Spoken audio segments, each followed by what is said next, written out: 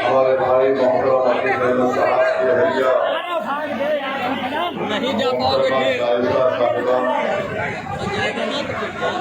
उत्तर प्रदेश के मजलिस इत्तेहादुल मुस्लिमीन के सदर जनाब मोहतरम शौकत साहब, कानपुर के जिला सदर मोइनुद्दीन साहब, शहर सदर मंसूरी साहब, सेंट्रल यूपी के इंचार्ज रफीउल्लाह मंसूरी साहब, यूथ सदर उमर मारूफ साहब, कानपुर शहर की खवातीन की सदर मोहतरमा रिया सिद्दीकी साहिबा, एडवोकेट नासिर साहब साबिका सदर और मजलिस इत्तेहादुल मुस्लिमीन के कॉर्पोरेटर शरद सवंकर साहब, पुत्रुल्लाह के मजलिस इत्तेहादुल मुस्लिमीन के उम्मीदवार डॉक्टर मन्नान साहब, मजलिस इत्तेहादुल मुस्लिमीन के चीफ स्पोक्स पर्सन व तर्जुमान मोहतरम जनाब आसिम वक़ार साहब, मेरी इज़्ज़तदार माँ और बहनों, मुअज़्ज़िज़ हाज़रीन इकराम, बुज़ुर्गान मिल्लत और मेरे नौजवान साथियों,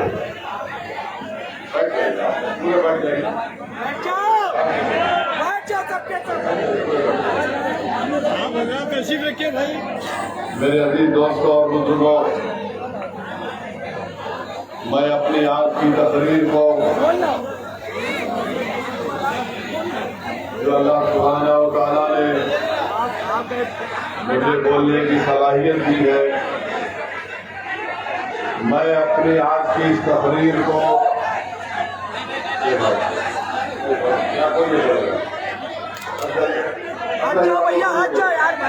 और यहाँ पर किसी को बैठने के मत बोले, जहाँ है वो बैठे, बस एक दूसरे को मत बोलिए।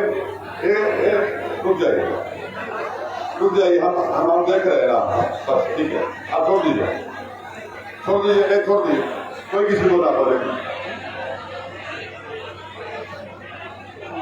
मैं आपको ये बताना चाहता हूं कि आज की मेरी तकरीर को मैं अपने अल्फाज जो आज अल्लाह मुझे बोलने की सलाहियत देगा, मैं अपनी पूरी मुकम्मल आज की तकरीर को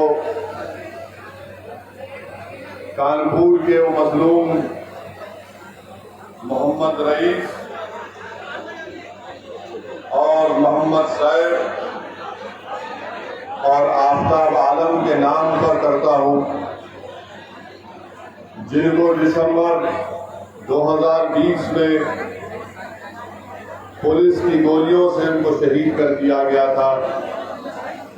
मैं अल्लाह से दुआ भी करता हूं कि अल्लाह सुब्हानहू व तआला मोहम्मद रईस, आफ्ताब आलम और मोहम्मद सैफ को अल्लाह उनकी खबरों को नूर से भर दे, अल्लाह इन तीनों की मग़फ़िरत फरमाए और अल्लाह सुब्हानहू व तआला अपने फजल और करम से इनके अफराद खानदान को सब्र जमील अता करे। मुनाफ़िक़ किया गया है कि चंद महीने के बाद जब फरवरी 2022 में अगर चुनाव वक्त के मुताबिक होंगे विधानसभा के, तो आपसे ये गुजारिश करने के लिए असदुद्दीन ओवैसी आया है, आपसे ये इल्तिजा करने के लिए आया है कि आने वाले विधानसभा के चुनाव में आप तमाम को मिलकर मजलिस के उम्मीदवारों के हक में अपने वोट का इस्तेमाल करना है। मैं आपसे गुजारिश करने आया हूं कि आज आप हजारों की तादाद में यहाँ पर जमा हुए हैं, मगर मैं ये आपसे गुजारिश कर रहा हूं कि जब पोलिंग का दिन होगा तो न सिर्फ हजारों बल्कि लाखों की तादाद में आप मजलिस के उम्मीदवारों के अपने अपने वोट का इस्तेमाल करेंगे। यकीनन यहाँ पर आपकी मौजूदगी इस बात का पैगाम देती है कि उत्तर प्रदेश की सियासत में इंशाअल्लाह ताला की बात मुसलमान एक नई तारीख रकम करेगा। आपका यहाँ पर कितनी बड़ी तादाद में जमा होना इस बात का पैगाम देता है उन तमाम सियासी पार्टियों के जिम्मेदारों को जिन्होंने बरसों से हमारा वोट तो लिया मगर सही मानों में अक़लियतों से और खास तौर से मुस्लिम अक़लियत से इंसाफ नहीं किया। मेरे अभी दोस्तों और बुजुर्गों, याद रखिए मेरी बात को मैं बार बार आपसे कह रहा हूं कि भारत की सियासत की तल्ख़ हकीकत ये है कि जिसके पास ताकत है उसी की आवाज को सुना जाता है, जिसके पास उसके वोट से मुंतखब शुदा जीत कराने वाले उसके नुमाइंदे हैं उनकी बात को सुना जाता है, जिसके पास विधायक हैं उनके मसाइल को हल किया जाता है, जिसके पास ना आवाज है ना ताकत है ना विधायक है तो उनको यतीम और कमजोर समझकर उनको कोने में छोड़ दिया जाता है। ये बात बिल्कुल सच है। मैं आपसे जो कह रहा हूं कड़वी जरूर है मगर याद रखिए ये सच्चाई है। आज भारत में मुसलमानों का मुकाम अगर एक है, क्या है हमारा मुकाम? हमारा मुकाम एक बैंड बाजे की पार्टी की तरह होकर रह गया कि जब इलेक्शन आता है तो हमसे कहते हैं कि बैंड बजाओ, सेकुलरिज्म को बचाओ।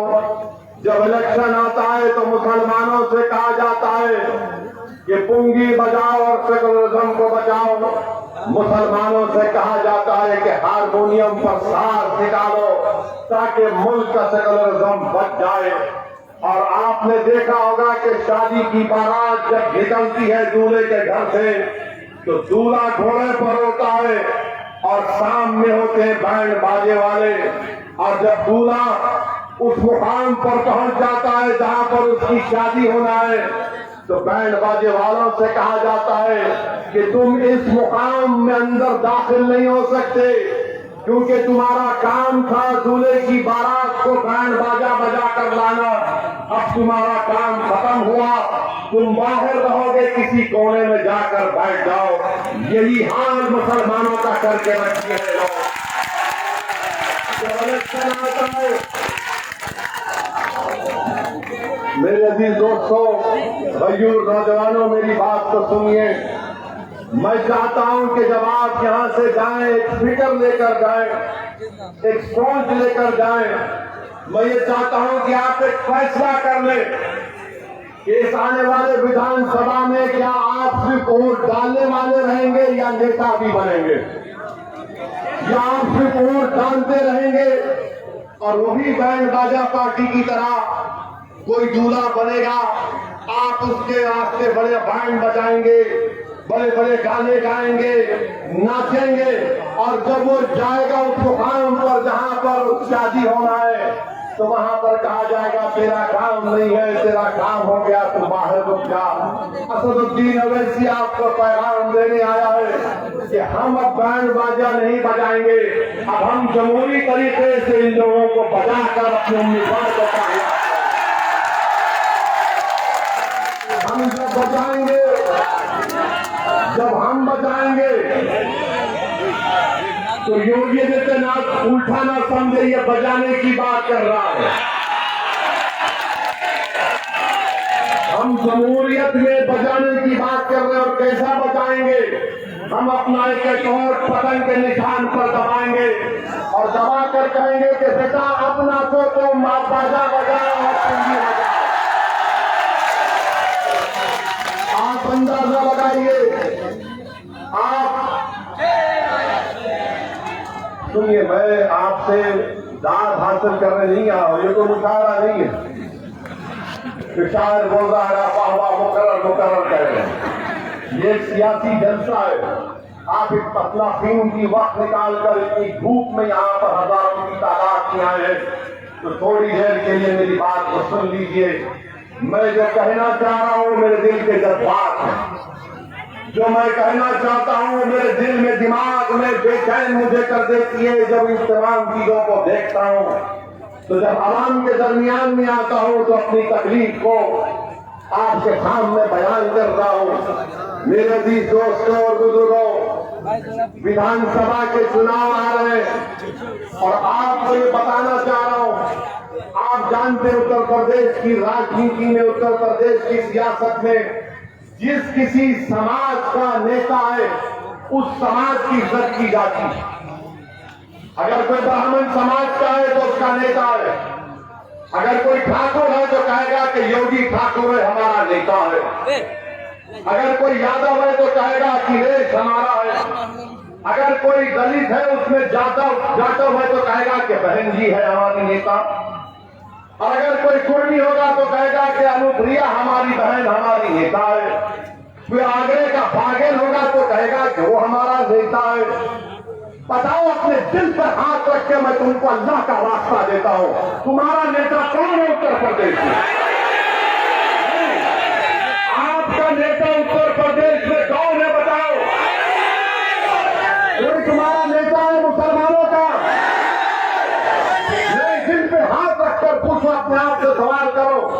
जब सब समाज ने अपना अपना नेता बना दिया, अपने अपना पावर बना दिया, 19% मुसलमान उत्तर प्रदेश में एक किसी को नेता बनाया आपने।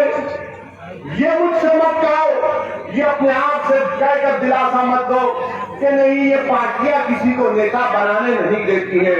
मेरे अजीज दोस्तों और बुजुर्गों, ये जो जमहूरियत है, भारत का संविधान आपको इस बात की इजाजत देता है कि आप नेता बने, और अगर ये नाम निहाद सेकुलर पार्टियां अगर आपको नेता नहीं बनाना चाहती है तो क्या आप खामोश बैठ जाएंगे? क्या आप आगे बढ़कर अपना हक हासिल नहीं कर सकते? मैं आपको बताने आया हूं कि सदुद्दीन अवैसी यहाँ पर अपनी मकबूलियत के लिए या अपनी अना की तस्दीक के लिए नहीं आया। सदुद्दीन अवैसी उत्तर प्रदेश को इसलिए आया है, आता रहेगा इंशाअल्लाह ताला, जब तक अल्लाह मुझे जिंदा रखेगा उस वक्त तक आता रहूंगा, उस वक्त तक आता रहूंगा जब तक अल्लाह मेरे जिस्म में एक सांस को बाकी रखेगा। मैं अपने मरने से पहले, अल्लाह मुझे बुलाने से पहले मेरी एक ही ख्वाहिश है कि उत्तर प्रदेश में सदुद्दीन अवैसी से बेहतर एक नहीं बल्कि 100 नेता बने जो आपकी आवाज बना सके। ये काम आपको करना है। और याद रखो इस तरह जज्बाती नारे मारने से कोई नेता नहीं बनता, ना जिस तरह के जज्बाती बातों से नेता नहीं बनता। नेता उस वक्त बनता जब आप मुत्तहिद होंगे, जब आप इत्तेहाद को मजबूत करेंगे। देखो, यादव 11% है मगर मुत्तहिद है, ठाकुर है, ब्राह्मण है, बनिया है, जाटव है, मुत्तहिद है। अगर कोई इंतजार का शिकार है, कोई मुत्तहिद नहीं है तो मुसलमान। आप मुत्तहिद नहीं है, मुझे शिकायत गैरों से नहीं, मुझे शिकायत आपसे है। मुझे मेरा हक बनता कि मैं आपसे शिकायत करूं। मैं सरजमीन का नहीं हूं मगर मेरा और तुम्हारा जो रिश्ता है ना, वो खून का नहीं है, ना बरादरी का। मेरा और तुम्हारा रिश्ता वो है जिसको पाक रब्बुल आलमीन ने कलमे तौहीद के नाम पर जोड़ दिया। उस रिश्ते की बुनियाद पर तुमसे कह रहा हूं कि आपको तब्दीली लाना पड़ेगा अपने आप में।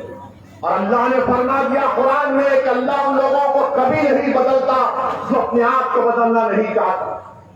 आप अगर बदलेंगे, अपनी पार्टी को मुत्तहिद होकर मजबूत करेंगे तो इंशाअल्लाह ताला उत्तर प्रदेश में तारीख बहम करेंगे। मुझे मालूम कि मेरी आज के इस तकरीर के बाद ये जो सेकुलर लिबरल जो कहते हैं, ना सेकुलर है ना लिबरल है, ये तमाम के तमाम गुलाम है जो अपना ईमान बेचकर जमीन फरोशी करते रहते दिन रात। ये लोग अब कहेंगे देखो वैसी कानपुर को आया और कानपुर को आकर वो आपके वोट को तोड़ना चाहेगा। उत्तर प्रदेश में अब चल रहा है कि पूरे मुसलमान एक होकर वोट दो। मैं भी कह रहा हूं कि एक होकर वोट दो, मगर किसको वोट दो? एक होकर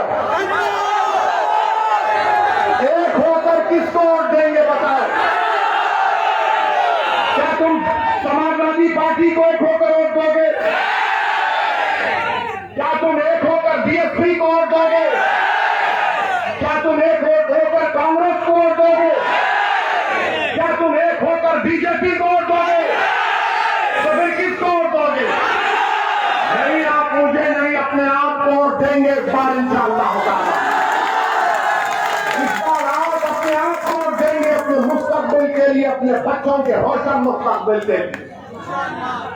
अब ये बात आप समझिए कि अब शाम से शुरू हो जाएगा टीवी पर, शाम के 6 बजे 9 बजे 10 बजे हमारा निकाह करने तैयार हो जाएगा। ओवैसी का उत्तर प्रदेश के चुनाव में एक और भड़काऊ भाषण। अच्छा, बुलाते किसको है? कांग्रेस को बुलाते, समाजवादी को, बीएसपी को, बीजेपी को बुलाकर मंजलिस करने को बिठाकर पूछते ये मुस्लिम वोट की क्या बात कर रहे हैं? तो पूरे बीजेपी, एसपी, कांग्रेस सब मिलके बोलते ना ना ना, ये तरह की फिरका परस्ती की बात, कम्युनिज्म की बात नहीं करनी चाहिए थी ओवैसी को। मैं ये कह रहा हूं कि तुम क्यों नहीं खुल के कहते, तुम क्यों नहीं कहते, चाहे कि बीजेपी हो, बीएसपी हो, कांग्रेस हो, एसपी हो, कि हिंदू भी मिलकर वोट दो? बोलना क्यों नहीं बोलते? नहीं बोलेंगे वहां पर, इसलिए नहीं बोलेंगे कि डरते बोलने के लिए। असदुद्दीन ओवैसी सिर्फ अल्लाह के डरता सच बयान कर रहा है।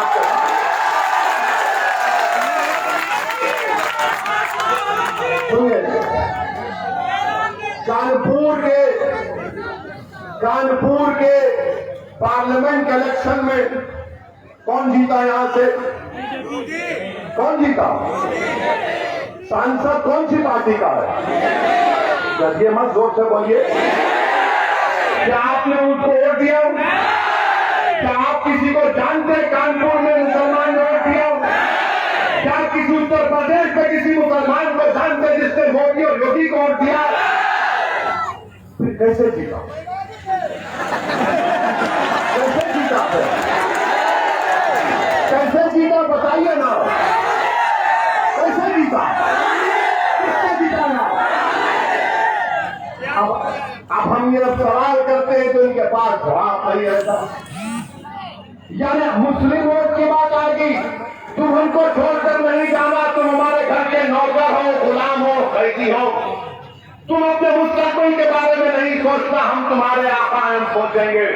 मगर जहां पर हमारे हिंदू भाइयों के वोट का मामला आएगा, हमारे ब्राह्मण भाइयों के वोट का मामला आएगा, यादव भाइयों के वोट का मामला आएगा, ठाकुरों के वोट का मामला आएगा, जाट के वोट का मामला आएगा और अदर बैकवर्ड क्लास के वोट का मामला आएगा, सब खामोश बैठे रहे। वो नहीं करते ये बात।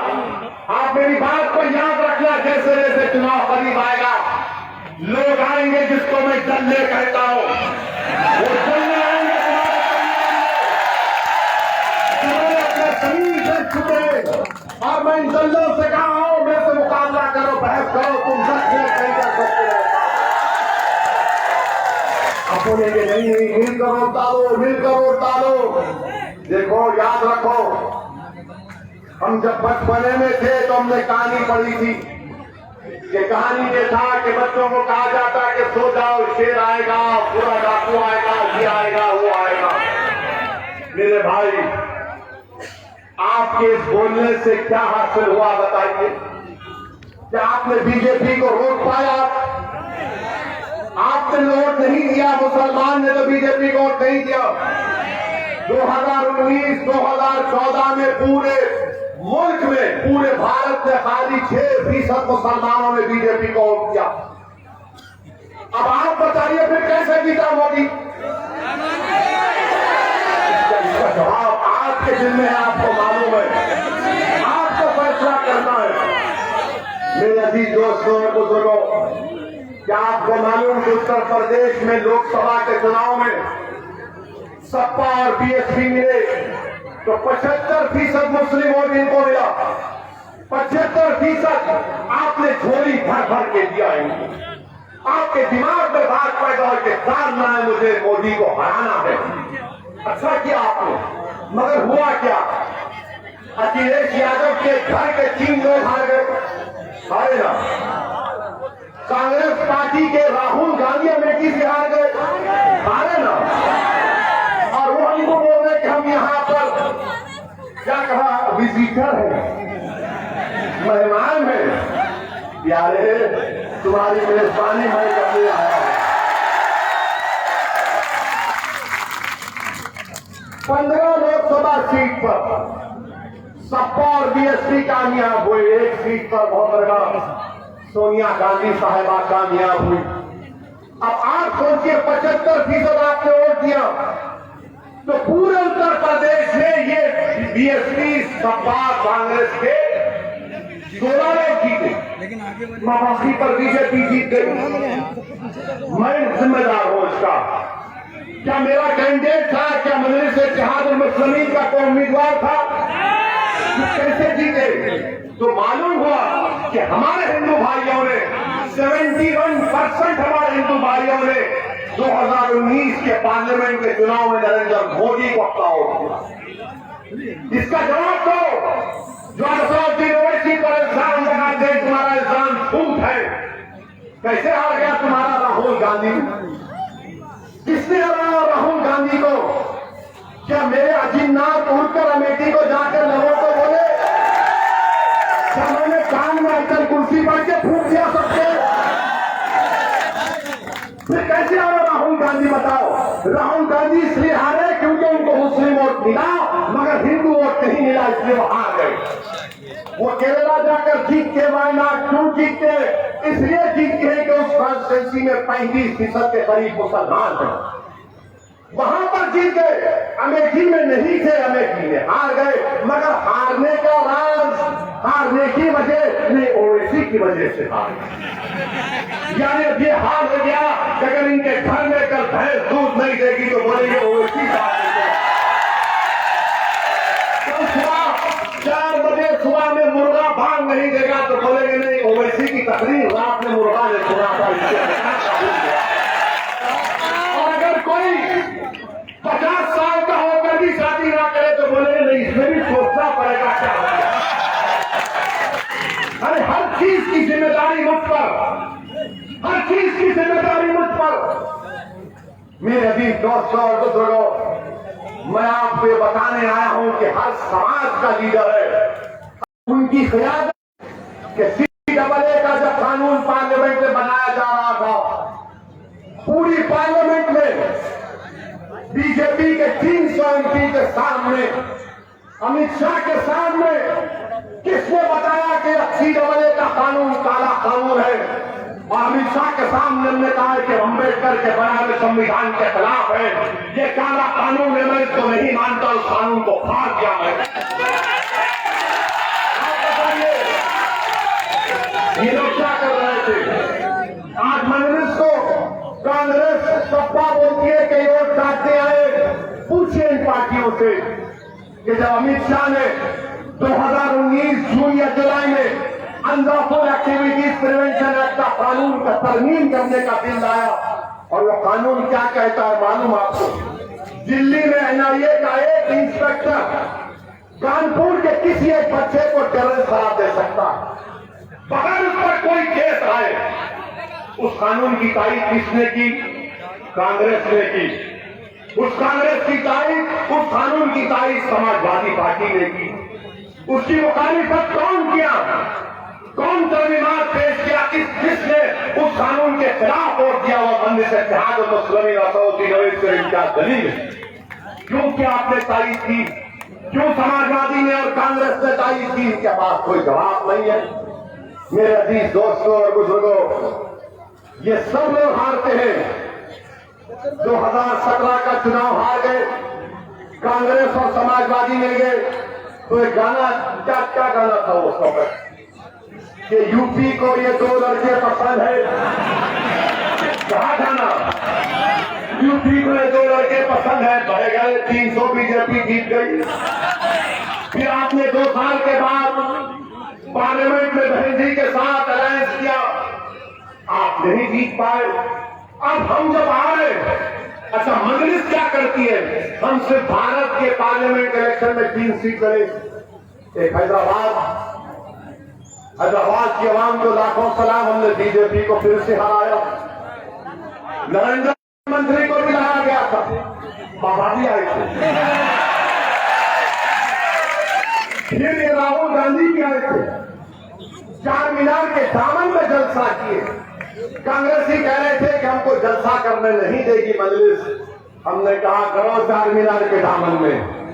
हमारे लोकल डीसीपी साहब बोले कि सर आप तो कोई इतराज नहीं हो, हम क्यों इतराज है, कोई कहीं पे कर सकता। जलसा किए, मीडिया के लोग आकर पूछे कि इनका जलसा हुआ।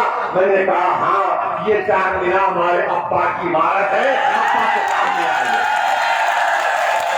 कुछ नहीं करा, हार गए। अरे हर चीज की जिम्मेदारी मजलिस पर डाल दो, क्योंकि लोग जानते हैं कि जिस दिन भारत का मुसलमान इन बातों को समझ जाएगा कि मेरे वोट की कोई कीमत नहीं है और मेरे वोट से मोदी बीजेपी नहीं जीत रही है। मैं अपने वोट का सही इस्तेमाल जब करूंगा, जब अपने पार्टी के उम्मीदवारों को कामयाब करूंगा, जब हम मुत्तहिद रहेंगे, आपके दिल दिमाग में शुबहात होंगे। अरे नहीं, इसको वोट देंगे तो क्या होगा। मेरे भाई, मैं आपसे अपील कर रहा हूं कि जिंदगी में एक मरतबा कभी अपने आप के लिए वोट देकर देखो। तुमने परसों इन तमाम दौर किया, क्या हासिल हुआ तुमको बताओ। तुमने आज हम तमाम ने सुना कि अजीज साहब कहलिया हमारी बहन है, उस बहन अपने शौहर का खत पढ़कर सुना रही थी तो जज्बात से मगरूब हो गई। 5 साल से अपने शौहर को नहीं देख पाती, बच्चे अपनी बाप की मोहब्बत से महरूम, घरों को जवानिश कर दिया गया। आजम खान जेल में है, बकरी चोरी के केस में केस बुक हो जाता है। मुख्तार जेल में है और उत्तर प्रदेश की जेलों में 27% मुसलमान। ये गवर्नमेंट ऑफ इंडिया का डेटा है, अंडर ट्रायल है। उत्तर प्रदेश में 5 साल और 15 साल के दरमियान में जो बच्चे स्कूल को नहीं जाते, 60% मुसलमान है। उत्तर प्रदेश में अगर ग्रेजुएट सबसे कम निकलते हैं तो मुसलमानों के 2%। बताओ फिर कब उठोगे आप, कब उठोगे आप, बताओ। तुम्हारा खून चूसा जा रहा है, तुम्हारे तरक्की के राहों को खत्म कर दिया गया, तुम और नीचे नहीं जा सकते। अब तुम समंदर की तह पर आ चुके हो, यहां से उठना है आपको, उठना है और ऐसे उठोगे इंशाअल्लाह ताला जैसा अल्लाह के हुक्म पर दो सूरज निकलता है, ये बादल छटेंगे। तुम मेरी बात को याद रखो, इंशाअल्लाह सूरज निकलेगा, सूरज की किरणें चमकाएंगी आपको और जब धूप आएगी तो दुनिया समझेगी कि हाँ, जिसको हमने 60 साल धूप और खोटा देकर दबा कर रखा, आज वो बाशऊर हो चुका है, आज वो अपने हक को पहचान चुका है, आज वो उठ चुका है। याद रखो, अगर आज आप नहीं उठेंगे तो नुकसान किसका होगा। नुकसान समाजवादी का नहीं होगा, नुकसान बीजेपी का नहीं होगा, नुकसान कांग्रेस का भी नहीं होगा, नुकसान हमारा होगा। मैं नौजवानों से, उनके बड़ों से अपील कर रहा हूं कि आपने अपनी जवानी को लुटा दिया इन तमाम लोगों के लिए, खुदा के लिए इन बच्चों की जवानी को मत लुटने दीजिए। मैं अपनी मां और बहनों से अपील करने आया हूं कि आपने रातों में कभी तुमने चैन की नींद नहीं सो सकी। हमारी मां रात में करवट लेती थी कि मेरा बच्चा अभी तक घर को नहीं आया, मेरे बच्चे का स्कूल के फीस का इंतजाम कैसे करेंगे, मेरे शौहर की नौकरी का क्या होगा। अगर कहीं से पटाखे की आवाज आ गई तो मां का कलेजा हिल जाता है कि कहीं मेरे बच्चे को गोली तो नहीं लग गई, कहीं मेरे बच्चे को गोली तो नहीं लग गई। मेरे भाई, ये कब तक इस गैर यकीनी कैफियत में हम जिंदगी गुजारेंगे। जमहूरियत है, संविधान है और संविधान भारत का आईन आपको इजाजत देता है कि अपने ओर से अपनी क़यादत को बनाओ, मुझे मत बनाओ। मैं आंख कर इस दुनिया से चला जाऊंगा, मैं भी जमीन की ग़िज़ा कभी बन जाऊंगा, मगर आपके लिए आया हूं और आपके लिए आता रहूंगा। आप याद रखो मेरी इस बात को कि मैं आप तमाम को, भारत के हर मजलूम आवाम को अपने पलकों पर रखता हूं, हर कमजोर को अपने पलकों पर रखता हूं।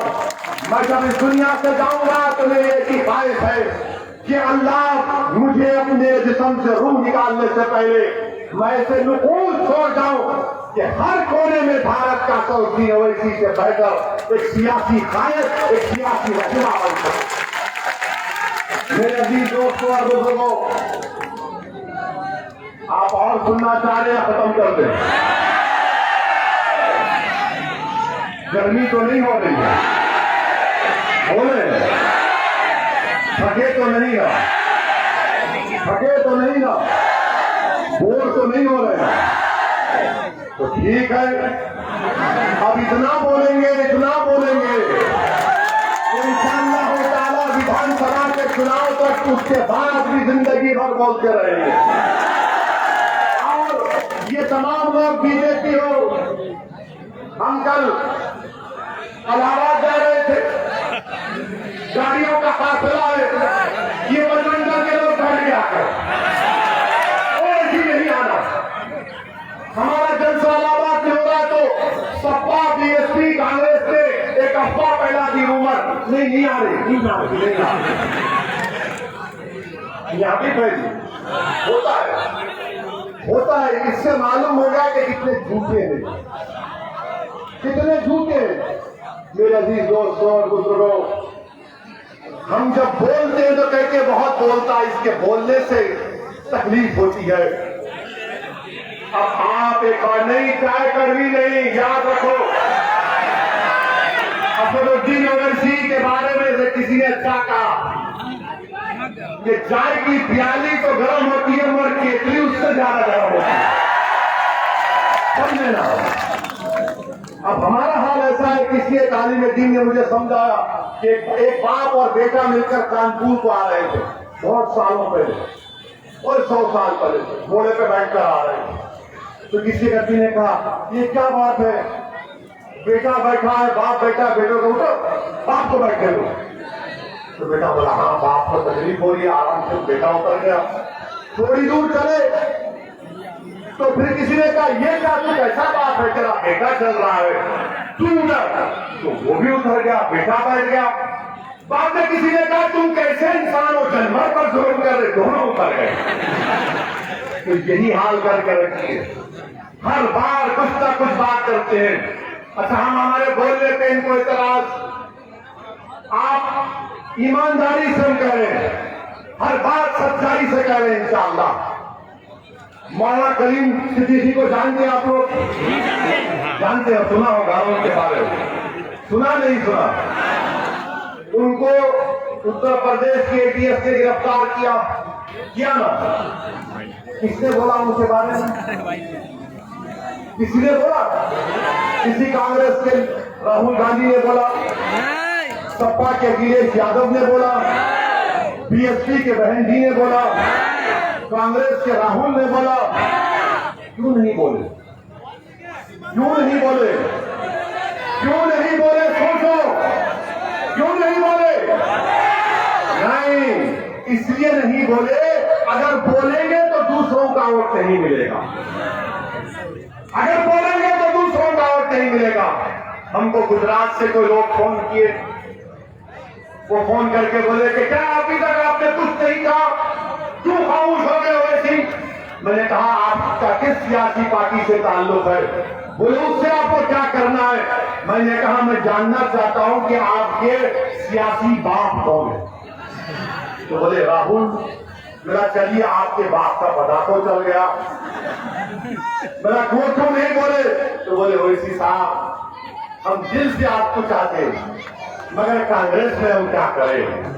मैंने कहा तुम्हारी बात सुनकर करबला के मैदान में इमाम हुसैन ने जब यजीद के जालिमों को, वो यजीद पलीद की फौजियों को नमाज पढ़ाया, तो इमाम हुसैन ने कहा था कि क्या तुम नहीं जानते कि मैं रसूलुल्लाह सल्लल्लाहु अलैहि वसल्लम का नवासा हूं?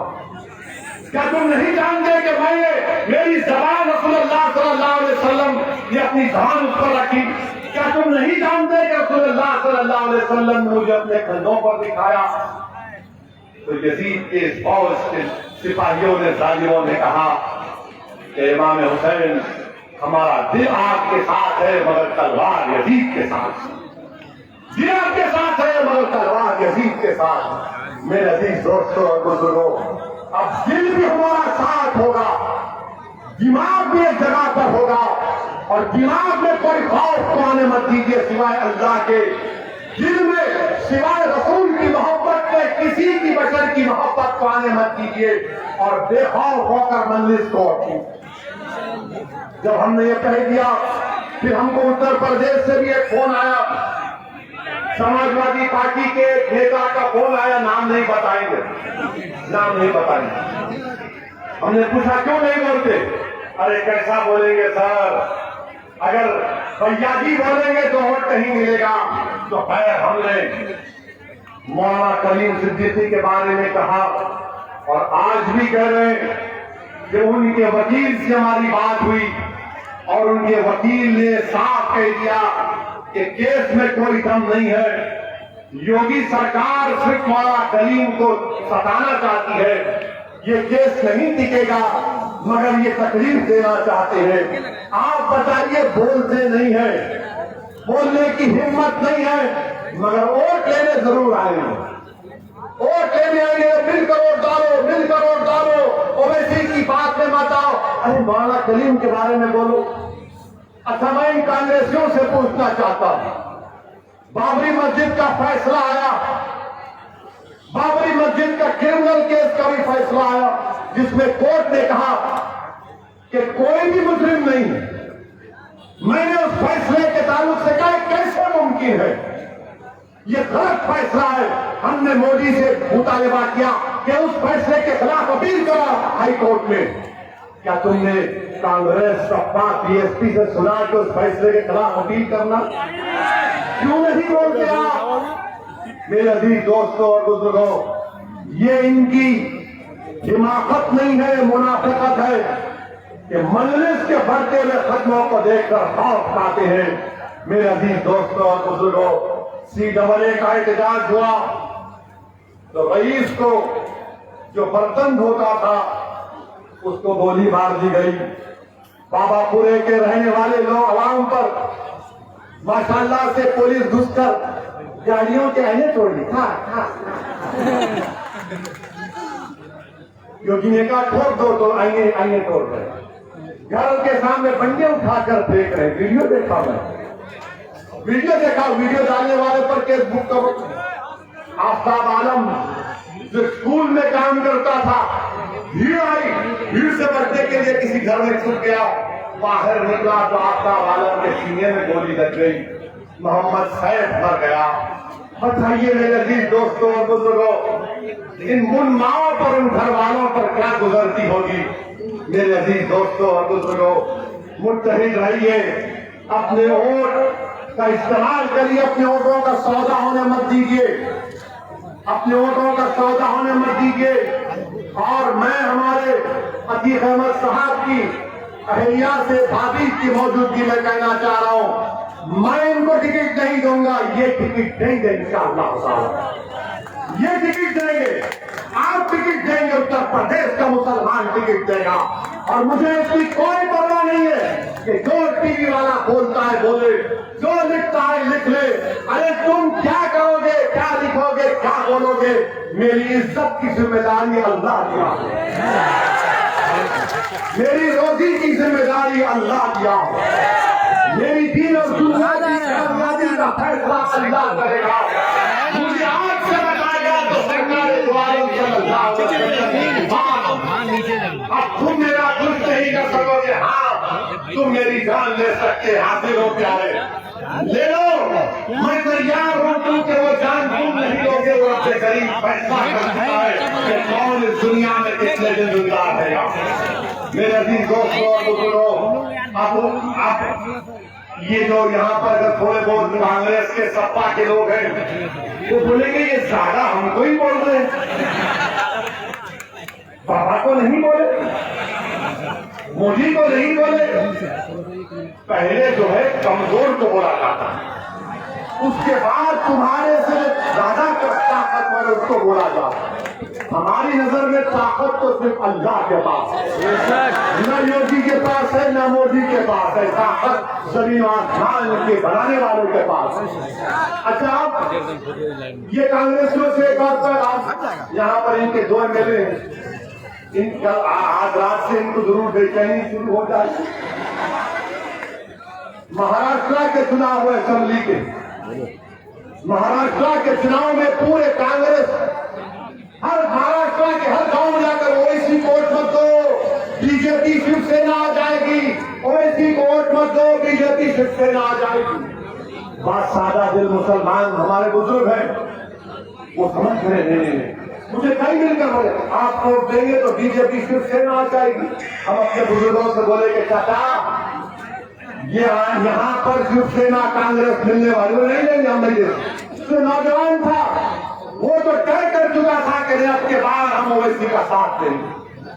तो इलेक्शन हो गया, इलेक्शन होने के बाद क्या किया कांग्रेस ने, शिवसेना का मुख्यमंत्री बना दिया, शिवसेना को चीफ मिनिस्टर बना दिया, हमारे नाम से डराकर वोट तो लिया मुसलमानों का महाराष्ट्र के और शिवसेना को मुख्यमंत्री बना दिया। मेरे अजीज दोस्तों और बुजुर्गों, इन बात पर आपको गौर करना है और बीजेपी को हराना है इंशाअल्लाह ताला। इस चुनाव में हराएंगे ना योगी को, हराएंगे ना योगी को, पूरे दम के साथ योगी को हराएंगे, मोदी को हराएंगे इंशाअल्लाह। योगी भी हारेंगे, मोदी भी हारेंगे। आप ये बताइए, अब इन्होंने क्या किया कानपुर में,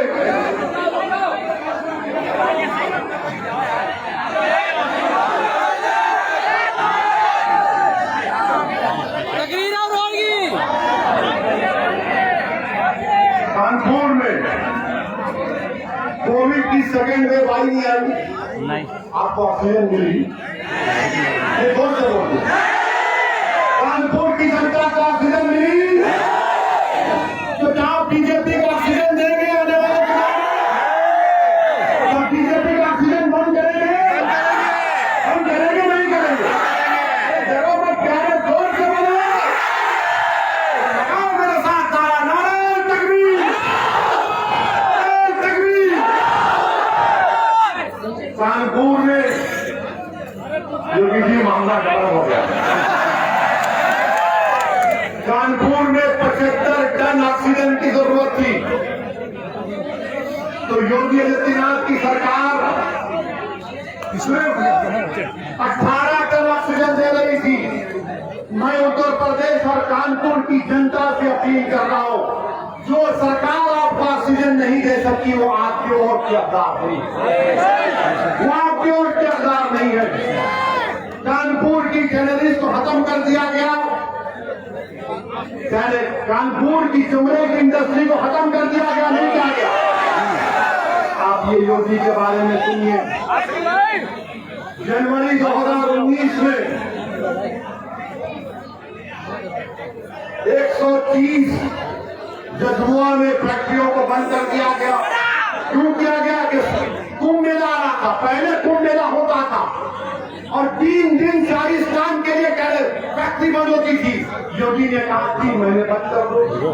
मकसद क्या था कि दलित और मुसलमान उन फैक्ट्रियों में काम करता, उनको उससे रोजगार से महरूम कर दिया जाए। और फिर फरवरी 2020 को उत्तर प्रदेश के पोल्यूशन कंट्रोल बोर्ड ने 240 फैक्ट्रियों को बंद कर दिया। रोजगार से दलित और मुसलमान महरूम हो गया। और आपको मालूम, लेदर इंडस्ट्री ने कहा कि सितंबर 2020 तक 2100 करोड़ का नुकसान हो गया। इसकी जिम्मेदारी योगी आदित्यनाथ पर आती है।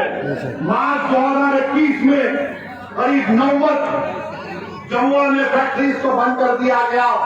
मेरे अजीज दोस्तों और बुजुर्गों, मेरी आपसे गुजारिश है कि आप कानपुर के मुकद्दर को बदलिए। यहाँ पर अंडरग्राउंड केबलिंग की गई, बारिश आई तो शॉर्ट नहीं लगता रोड पे, आपको लगता है ना?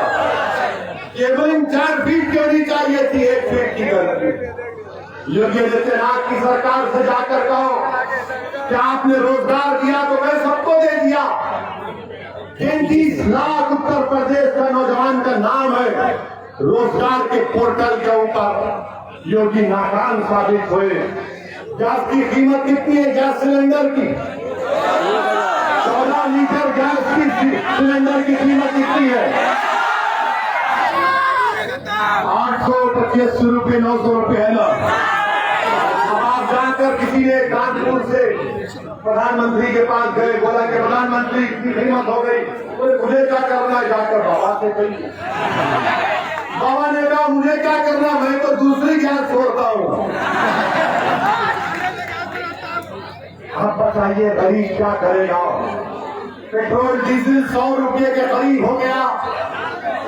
गंगा के पानी पर लाशें गिर रही थी, दवाएं नहीं मिली, दफनाने के लिए जमीन नहीं मिली, अंतिम संस्कार करने के लिए लकड़ी नहीं मिली, तो उन्होंने नदी के किनारे दफना दिया। तो दुनिया ने देखा, योगी ने देखा या मोदी ने देखा, मुझे नहीं मालूम, कुत्ते उन लाशों को खा रहे थे जो किसी का बाप था, किसी की माँ थी, किसी का बेटा था।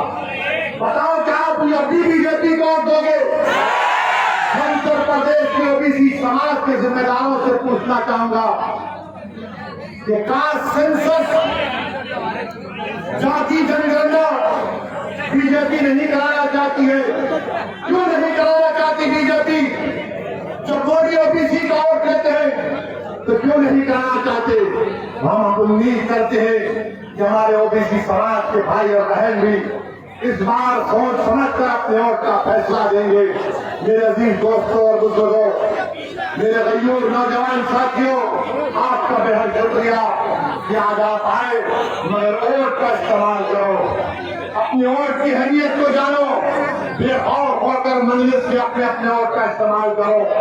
उत्तर प्रदेश की अपनी एक सियासी क़यादत को बनाओ, लीडरशिप को बनाओ, नेता को बनाओ और अपने वतन को दिखाओ, और दुनिया तभी जागेगी। इख्तियार की कुर्सियों पर बैठने वाले जालिम लोग आप एक करवट लेंगे तो इनको नजर आ जाएगा कि आप में शऊर बेदार हो चुका है। आपका बेहद शुक्रिया। अस्सलाम वालेकुम व रहमतुल्लाह।